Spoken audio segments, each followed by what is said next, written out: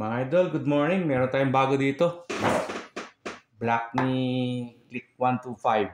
Yan. RS8. Ang pangalan. 56mm. Click 125. Yan, mga idol.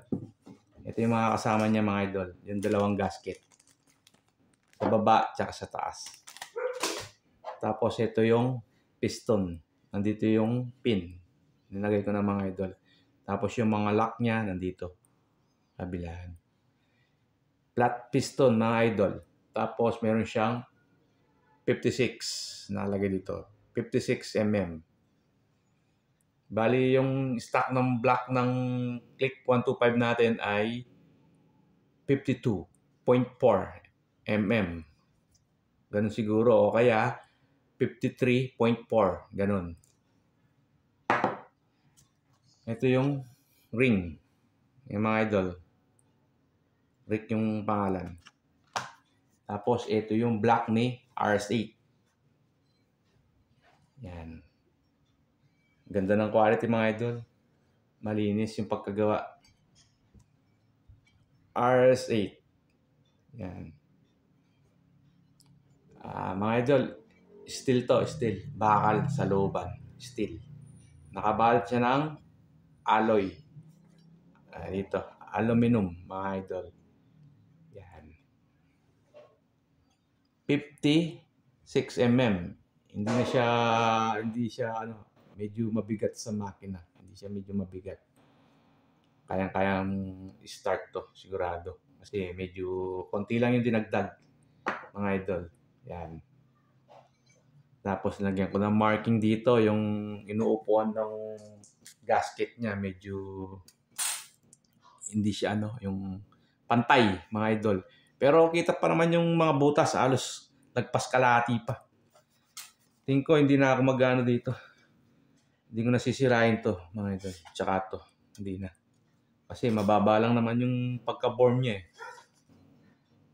Tsaka lagpas kalahati pa naman yung kitang-kita pa. Mga idol. Papakita ko lang sa inyo.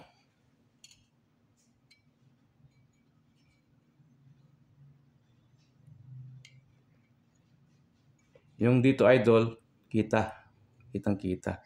Tsaka yung maliliit na yan. Ito. Halos kalahati. Yan. Pero makakainga pa yan, mga idol. Ewan ko lang dun sa head niya kasi hindi ko pa natanggal. Kung meron talagang babaguhin dito sa gasket niya.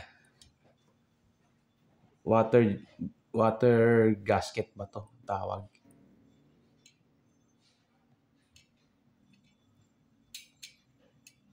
Yan.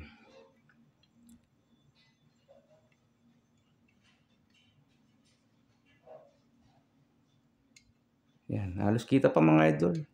Hindi pa ni RS8, hindi niya pa in-adjust dito para saktong-sakto sa butas, no. Yan.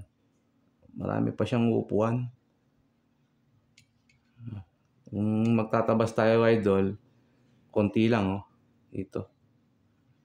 Lalaki lang natin konti ito para maglapat lang ng butas niya, tsaka ito. Yan, Pero tingin ko, kahit hindi na siguro kasi malalaki pa naman yung mga butas niya, Yan. Mga idol. Try natin yung piston kung di mahuhulog ng basta-basta. Mga idol, hindi siya nahulog. Yan. Tsaka wala siyang alog, mga idol. Pit na pit yung piston niya. Pag nailagay to, mga idol, siguradong pit na pit, walang alog. Dito pa lang, idol, wala nang alog eh. Pag linagay pa natin to, lalong walang alog. Mga idol, Yan. Hindi siya mahirap itulak. Sakto lang, mga idol. Yan.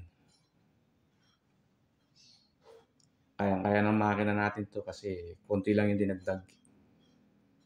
Dapat binili natin 59.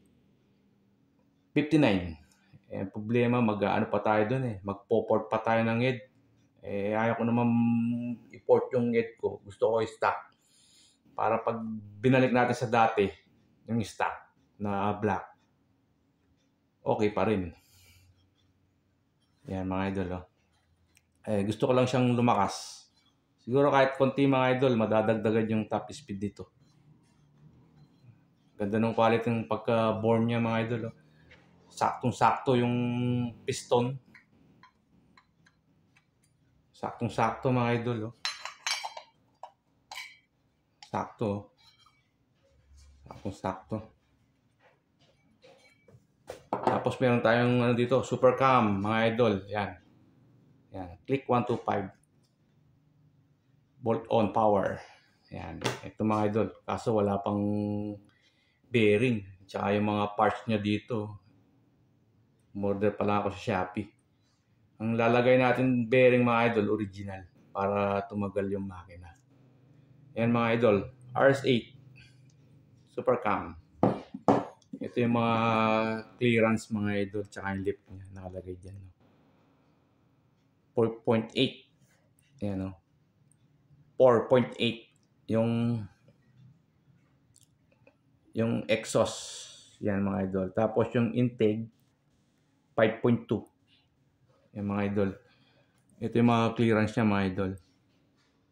0.10 mm tsaka 0.13 mm sa exhaust. Tapos sa intake 0.20. Yan mga idol. 0.20 mm at saka 0.24 mm.